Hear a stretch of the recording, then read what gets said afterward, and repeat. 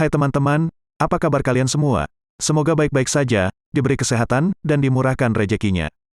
Welcome to the Edit Blog Teamer channel, a channel that discusses information about blogging, vlogging, and interesting information about technology. And without further ado, let's go straight to the topic of our discussion. Namely, why are search engines now lowering down content in the form of written posts?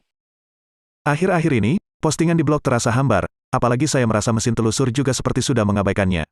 Tentu banyak sekali faktor-faktor penyebabnya dan sebagian besar telah saya ikuti dan coba saya atasi. Tetapi pada akhirnya, saya merasa telah membuang-buang banyak waktu. Entahlah, akan tetapi ketika saya melakukan beberapa percobaan, ada beberapa hal yang dapat terungkap, namun saya tidak akan mengatakan itu sebagai bukti yang benar, karena tulisan ini hanya sekedar berbagi pengalaman dari hasil beberapa kali percobaan.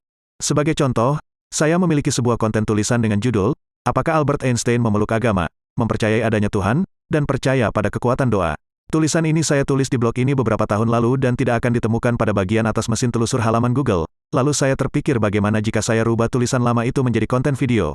Dan, di tahun 2022 tepatnya di bulan Maret, saya membuatnya. Lalu, setelah sehari saya ketikkan judul itu di bar pencarian halaman Google, malah muncul di bawah artikel Kompas, tapi di atas halaman majalah digital Tempo. Pada gambar ini, jelas mesin penelusuran tidak menampilkan konten tulisan sama sekali. Apakah karena otoritas halaman blog terlalu kecil untuk bersaing dengan media besar? Ataukah karena konten tulisan memang tidak lagi menjadi prioritas pengguna internet? Anda bisa merasakannya sendiri melalui halaman blog masing-masing. Hal itu membuat saya penasaran untuk menggali tulisan-tulisan tidak populer lain, dan merubahnya menjadi konten video, lagi-lagi konten lama yang diabaikan oleh mesin pencari karena hanya berbentuk konten tulisan.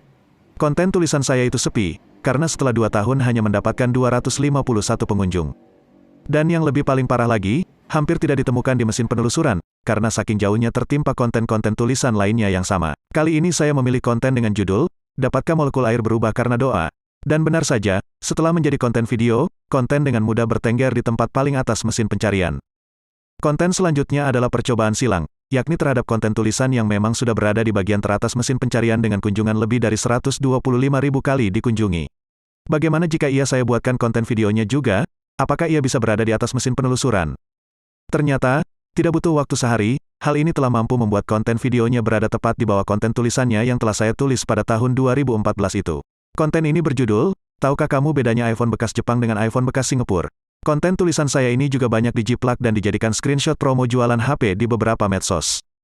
Kesimpulan, saya tidak dapat memberikan konklusi detail, atau penjelasan yang akurat mengapa hal ini bisa terjadi. Akan tetapi dari selusin konten tidak populer blog ini, yang telah saya robah menjadi konten video, saya dapat mengatakan kepada Anda, semua konten tadi, setelah dirubah menjadi konten video, ternyata dapat berada di tempat teratas mesin pencarian. Akan tetapi, perlu juga dicamkan baik-baik, berada di atas mesin pencarian juga belum tentu jadi lebih banyak dikunjungi dan dibaca oleh pengunjung. Namun paling tidak ia telah memiliki lebih banyak kesempatan untuk ditemukan dan lebih mengesankan pemirsa sekaligus bisa dianggap sebagai tulisan yang istimewa.